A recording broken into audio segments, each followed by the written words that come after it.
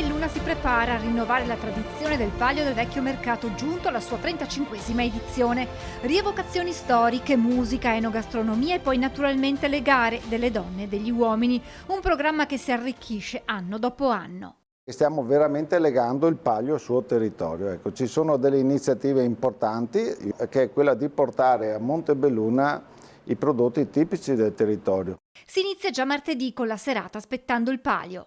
Andiamo un po' a fare una sorta di rievocazione storica, concludendo quelli che sono stati i festeggiamenti dei 150 anni.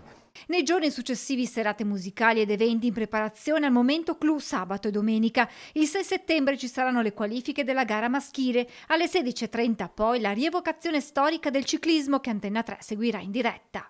Ogni atleta viene assegnato una contrada e farà questo cronometro con bici storica dell'eroica degli anni 50 a raggiungere la chiesa di Santa Maria in Colle.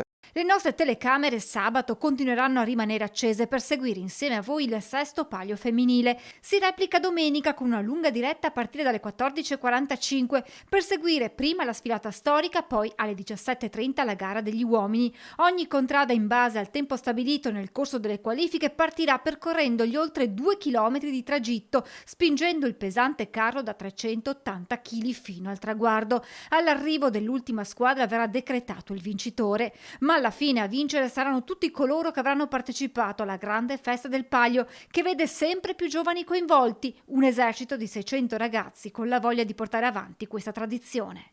Il mio ruolo è proprio quello di connettere, di far sì che questo evento vada. Poi l'evento è loro, i colori sono loro, lo spirito, non c'è Palio se non c'è la contrada, no? Ci sono questi ragazzi che si impegnano, che rinunciano anche a divertimenti per allenarsi, non ci sarebbe il Palio.